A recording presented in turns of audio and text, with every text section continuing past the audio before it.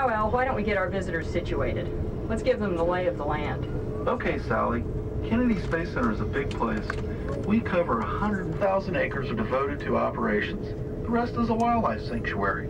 More endangered species make their home here than any place in America outside of the Everglades. We've got pounds of fuel apiece. About 2 minutes after launch, the boosters detach and parachute into the ocean, where they're picked up by ships so they can be used. The rooms ahead of the bus up here are the orbiter processing rooms. We're coming up on the orbiter processing facility. That's where I spend most of my time, working with about 250 other people, preparing orbiters for their next mission. We have 4 orbiters that we launch out of the orbiter, though, because it's surrounded by all those platforms. Al, it always impresses me how much work it takes to get an orbiter ready for a launch. How do you organize so many tasks? The whole process is tightly organized into a flow. When an orbiter lands, it gets towed in by a tractor, straight from the landing strip. We jack it up and drain its tires. From us, just got in, landed here Sunday afternoon, and is in there now. So here's the big transporter, and give you a little bit of information now about the transporter crawler.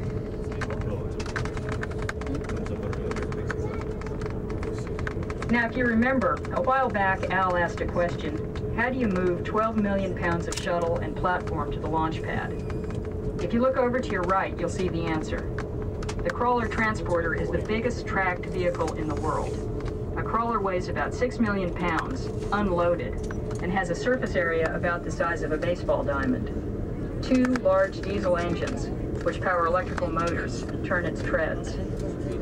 Operating a vehicle of that size takes a highly trained crew of about 20 engineers and technicians.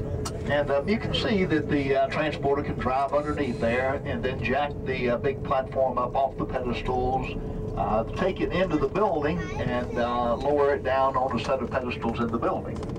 And then they'll start assembling the next rocket on that platform. Now they assemble the rockets in these 2 big rooms on the east side of the center. The Launch Control Center is the electronic brain of Launch Complex 39. It's the home base of a complicated computer system that oversees the entire checkout and launch process of the space shuttle.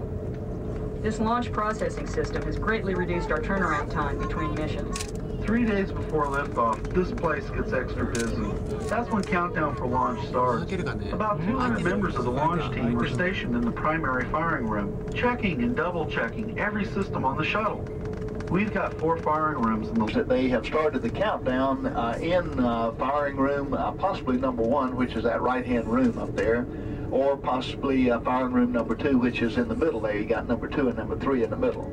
So they're in the countdown now, and the crew members for Discovery, and looking to your left, in the distance, you'll see the launch pad come into view. Discovery is on that launch pad. The astronauts are right there. The astronauts will be out there. In Texas.